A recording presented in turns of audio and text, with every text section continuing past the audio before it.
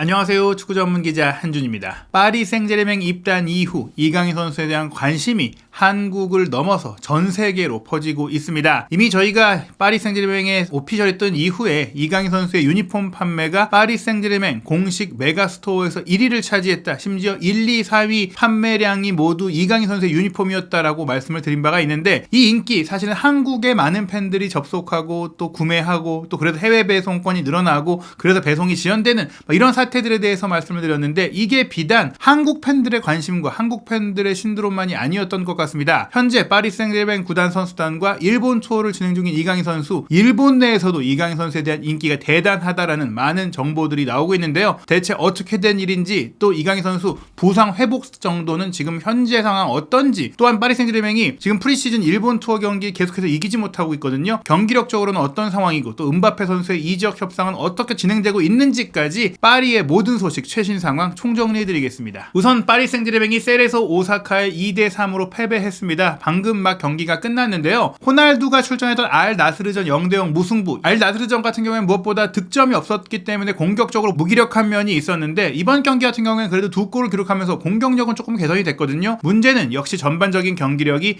파리라는 구단의 이름값에 걸맞지 않았던 것입니다. 이강인 선수는 이번 경기도 엔트리에 올랐고 벤치에서 경기를 지켜봤지만 역시나 몸 상태 문제 조금 세심하게 주의를 기울여야 하기 때문에 벤치에서 경기를 지켜봤는데요. 말씀드린 대로 이번 경기에 중요했던 점은 그래도 득점을 했다. 알 나스르전은 무득점이었는데 이번 경기는 2대1로 앞서가는 상황까지 연출을 했었습니다. 그리고 이 과정에는 진짜 9번 공격수 에키티케의 활약이 있었어요. 10대 어린 나이로 지난 시즌에 기대를 갖고 영입이 됐지만 사실 원하는 만큼의 출전 기회를 얻지 못했고, 또 출전한 경기들에서도 큰 임팩트를 남기지 못했던 상황인데요. 사실 이 선수 같은 경우에는 마요르카와 파리 생제르맹이 이적 협상을 할 때 마요르카가 원했던 선수이긴 해요. 다만 파리 생제르맹은 우린 에키티케를 더 쓸 것이고 더 지켜볼 것이다. 그래서 이강인 선수의 이적은 선수를 포함한 딜이 아니라 이적료를 지불하는 것으로만 하겠다, 이렇게 얘기가 나왔던 선수입니다. 마르코 아센시오 같은 경우에는 측면 공격수보다는 가짜 9번 선수로 최근 프리시즌 경기를 뛰었는데, 계속해서 이 전방에서의 무게감이나 존재감이나 또 몸싸움이나 이런 많은 부분들이 좀 아쉬웠어요. 그런 가운데 파리의 공격도 잘 풀리지 않았었죠. 지금 파리가 진짜 9번 공격수를 찾지 못하고 있는 가운데, 또 영입을 하려고 하고 있는 가운데 음바페까지 없기 때문에 공격 전체에 마침표가 세밀하지 못했는데, 이번 경기는 그래도 에키티케의 활약이 조금 빛났다, 이렇게 볼 수가 있겠습니다. 우선 이강인 선수는 세레소 오사카와의 경기를 하루 앞둔 시점에 축구화를 신고 공과 함께 훈련하는 모습이 공개됐기 때문에 많은 분들이 기대를 하셨죠. 이 경기 뛸 수 있는 거 아니냐. 실제로 이 경기 1시간 앞두고, 보통 이제 경기 시작 1시간 전에 선수들이 나와서 몸을 풀고 또 발도 맞춰보고 슈팅도 하고 많은 부분들의 웜업을 하거든요. 이강인 선수는 이 동료들과 함께 훈련하진 않았어요. 다만 혼자서 피지컬 코치와 함께 러닝도 하고 스프린트도 하고 공도 차보고 다양한 훈련들을 실시했는데, 이런 훈련들을 봤을 때는 사실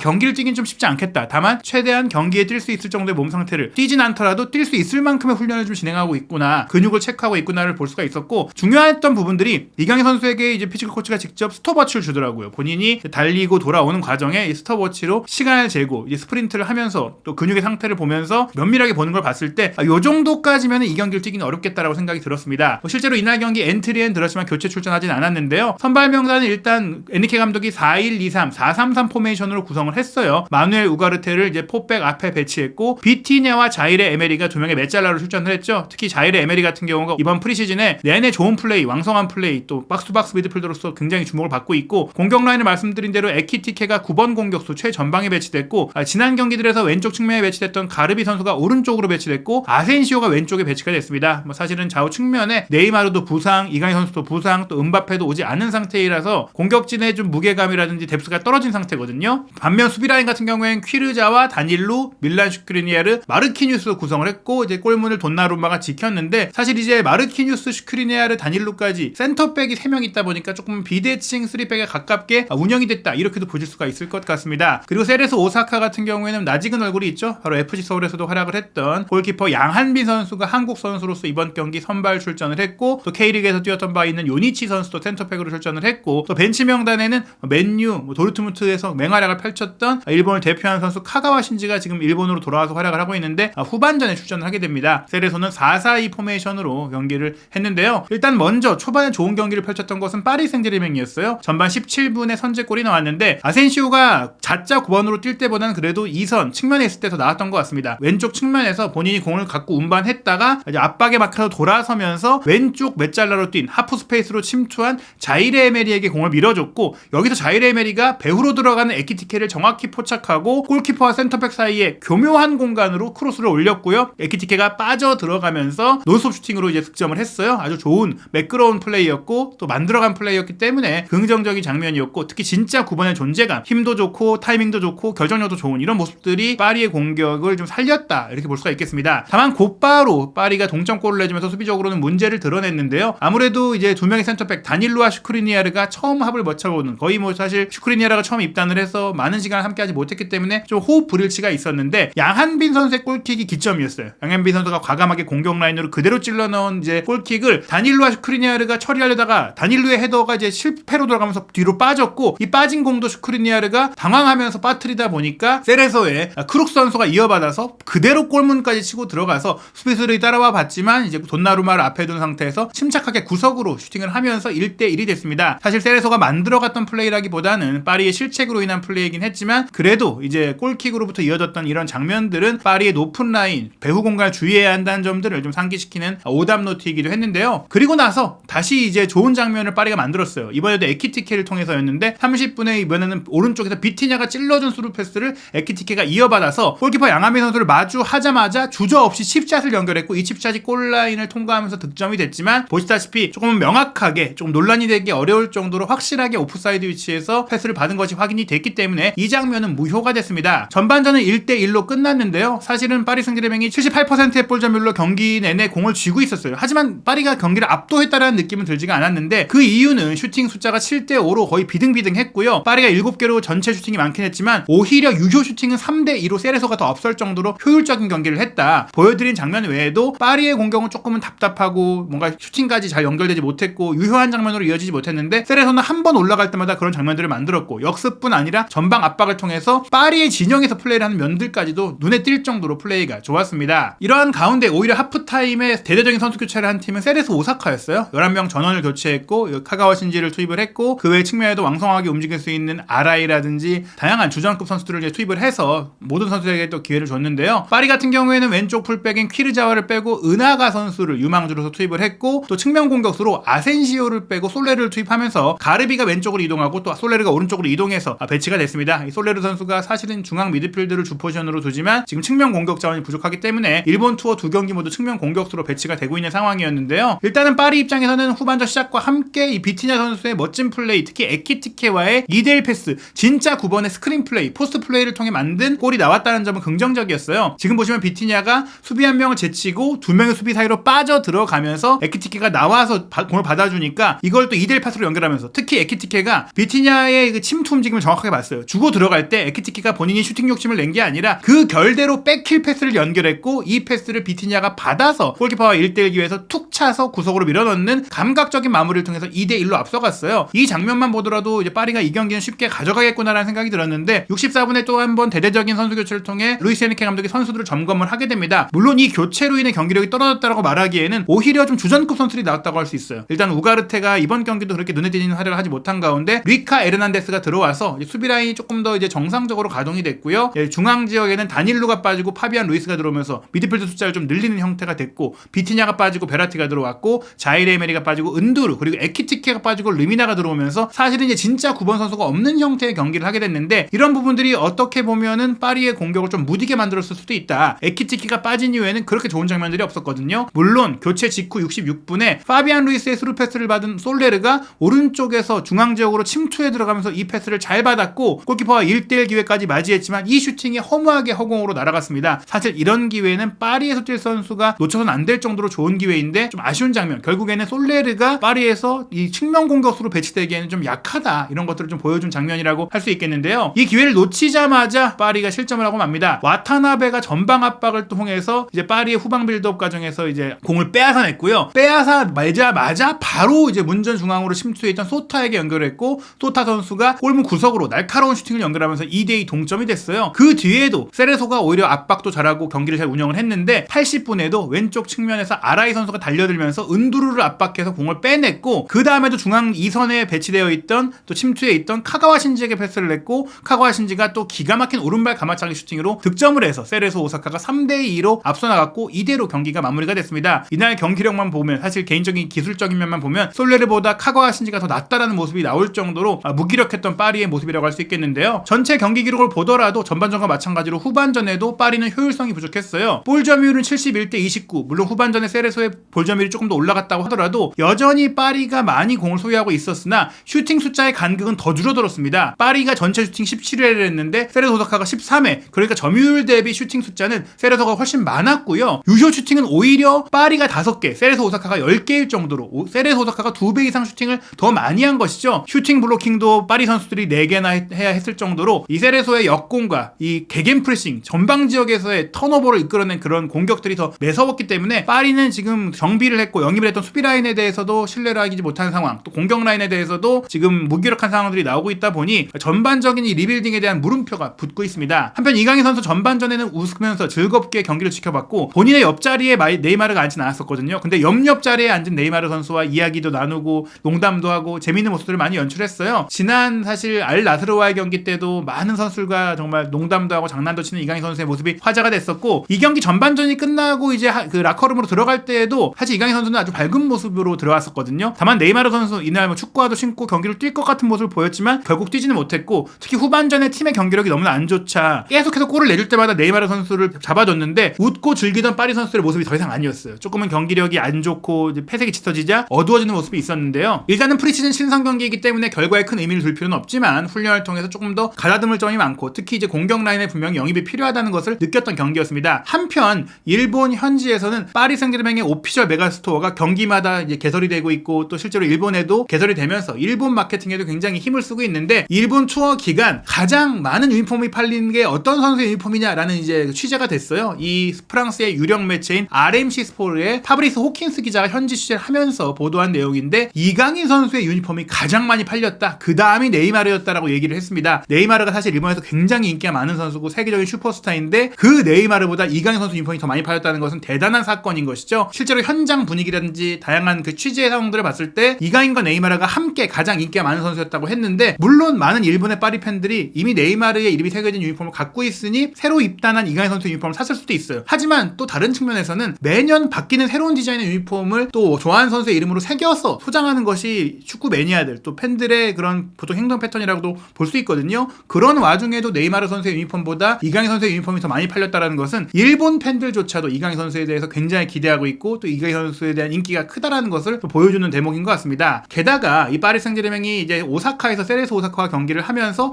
오사카의 주요 관광지를 또 돌아봤고, 오사카 성에서도 사진을 찍었는데 이 화보 사진의 센터 이강인 선수가 차지하고 있었습니다. 일본 투어이기 때문에 일본 팬들에 맞춘 이런 화보 구성이 될 수밖에 없는데, 그런 상황 속에서 이강인 선수가 메인이라는 건 일본 팬들에게서도 이강인 선수가 호감이고 인기가 많다는 것을 보여주는 부분이겠죠. 나머지 선수들이 조금 배경으로 있죠. 슈크리니아르도 그렇고 뭐 자이르 에메리도 그렇고 비티니아도 좀 배경 느낌이고, 이강인 네이마르가 센터인데 네이마르 선수가 이강인 선수를 바라보면서 웃고 있고 이강인 선수가 정면을 응시하고 있다는 것은 거의 이강인 선수가 이제 주연이다, 뭐 이렇게 좀 볼 수 있는 상황이겠습니다. 음바페 선수가 지금 파리를 떠날 가능성이 점점 커지고 있기 때문에 이미 리오넬 메시도 떠났고 이강인 선수가 파리의 얼굴이 되어가는 분위기인데요. 스페인 내에서 최다 판매 보수를 자랑하는 스포츠 신문 마르카가 최신 보도 음바페의 상황을 소개했는데, 이제 레알 마드리드로 가는 것이 유력해 보입니다. 사우디아라비아의 알힐랄이 엄청난 금액의 제안을 했지만 음바페 본인이 거절을 하면서 이루어지기 어려운 상황이 됐고요. 이런 가운데 레알 마드리드와 파리 생제르맹의 협상이 열렸다고 합니다. 레알 마드리드 측에 파리 생제르맹이 요구한 이적료는 2억 5천만 유로라고 해요. 네이마르를 바르셀로나로부터 바이아웃 조항 발동으로 영입할 때 파리가 2억 2,200만 유로를 냈고, 이게 이제 현재까지도 축구 역사상 최고의 이적료인데, 이 이적료 이상의 세계 최고의 이적료를 발생시키면서 음바페를 판다면 그래도 음바페가 떠난 것에 대해서 좀 파리도 자부심을 가질 수 있다. 다만 여기서 중요한 부분은